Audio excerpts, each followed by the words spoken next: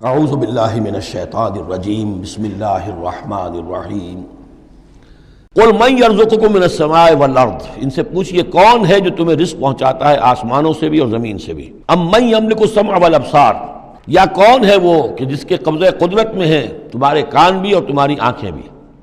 ومن یخرج الحی من المیت، اور کون ہے جو نکالتا ہے زندہ کو مردہ سے۔ ویخرج المیت من الحی، اور نکالتا ہے مردہ کو زندہ سے۔ ومن یدبر الامر، اور کون ہے تدبیر امر کرنے والا۔ سیقولون اللہ، وہ کہیں گے اللہ۔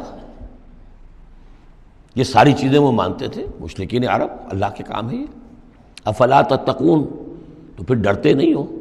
پھر تم نے یہ کیا چیزیں جو ہے گھڑ لی ہیں؟ کہاں سے یہ عقیدے لے آئے ہو؟ کہاں سے یہ دیویاں اور دیوتا تم نے تراش لیے ہیں؟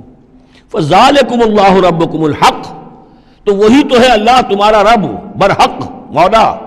فماذا بعد الحق الا الضلال، تو حق کے بعد پھر کیا رہ جاتا ہے سوائے گمراہی کے۔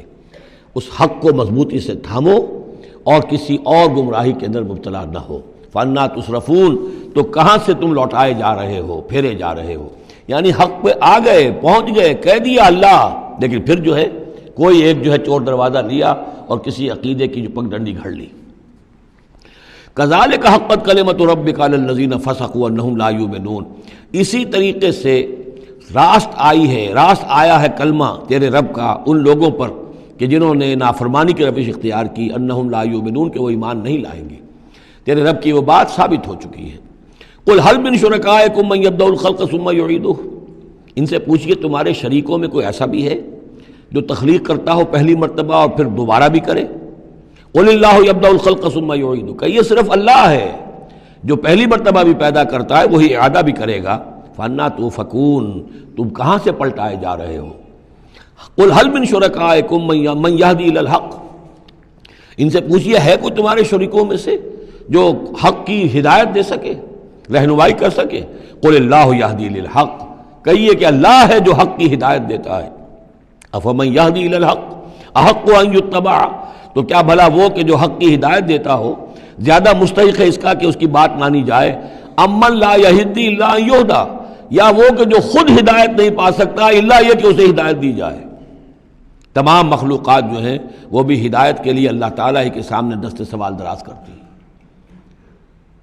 کیا نبی اکرم صلی اللہ علیہ وسلم نہیں یہ دعا مانگتے تھے اہدنا الصراط المستقیم؟ تو ہدایت دینے والا تو اللہ ہے، تو بھلا وہ کہ جو ہدایت دیتا ہے اس کی بات ماننی چاہیے یا اس کی جو خود ہدایت کے محتاج ہیں، جو خود ہدایت چاہتے ہیں، جن کو اللہ ہدایت دیتا ہے؟ افمن یہدی الی الحق احق ان یتبع امن لا یہدی الا ان یہدی، جو خود ہدایت نہیں پا سکتا مگر یہ کہ اسے ہدایت دی جائے۔ فما لکم کیف تحکمون، تو تمہیں کیا ہو گیا، کیسے فیصلے کرتے ہو؟ وما یتبع اکثرهم الا ظنا، اور یہ نہیں پیروی کر رہی ان کی اکثریت مگر ظن کی، ظن ہے، اٹکل پچو ہے، گمان ہے۔ ان الظن لا یغنی من الحق شیئا، اور یہ گمان اور اٹکل پچو جو ہے وہ انسان کو حق سے کسی بھی درجے میں مستغنی نہیں کر سکتا۔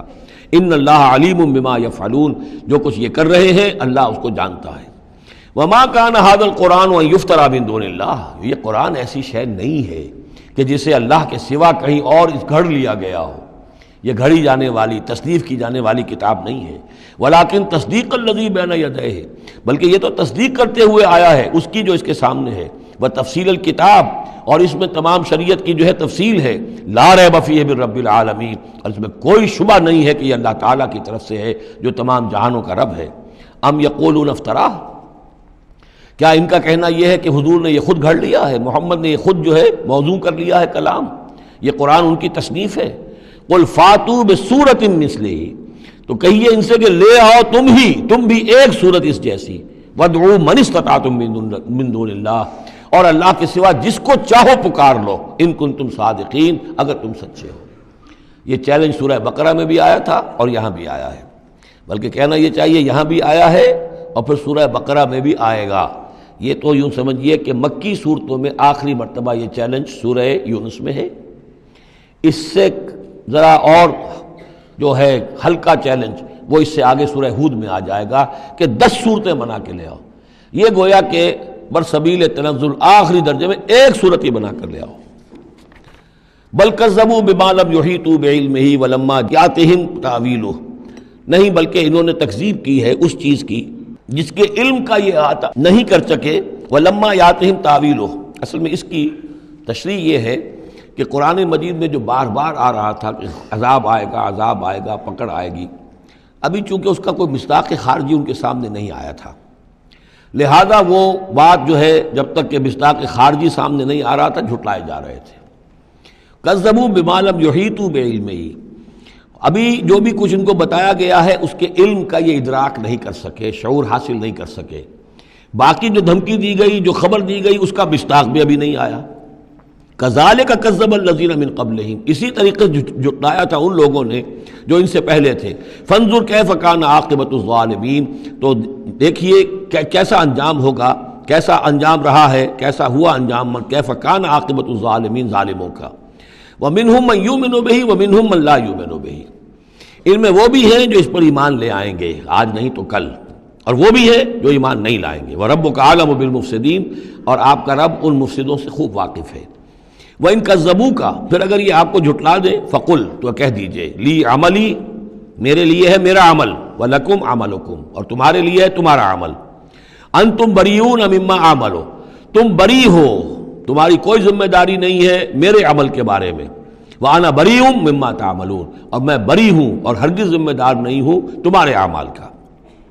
وَمِنْهُمْ مَن يَسْتَمِعُونَ إِلَيْكَ، اور ان میں سے وہ بھی ہیں نبی بڑی توجہ سے آ کر آپ کی طرف سنتے ہیں، آپ کے کان لگا کر۔ أَفَأَنْتَ تُسْمِعُ الصُّمَّ وَلَوْ كَانُوا لَا يَعْقِلُونَ، تو کیا آپ بہروں کو سنا سکتے ہیں چاہے وہ عقل سے کام نہ لیتے ہوں؟ یعنی یہ صرف ان کا جو ہے یہ ایک ایسا اظہار کر رہے ہیں، یہ صرف لوگوں پر اثر ڈالنے کے لیے کہ اپنے عوام کو یہ باور کرا سکیں کہ ہم تو بڑے مخلص لوگ ہیں، جا کر سمجھتے ہیں، کوشش کرتے ہیں، محمد کی صحبت میں بیٹھتے ہیں، بات ہی ایسی کوئی نہیں ہے کہ جس کو مانا جائے، لہذا اس کے اوپر اثر انداز ہونے کے لیے۔ تو چونکہ پہلے سے نیت نہیں ہے، ماننا نہیں ہے، تو گویا کہ اندھے ہیں، بہرے ہیں۔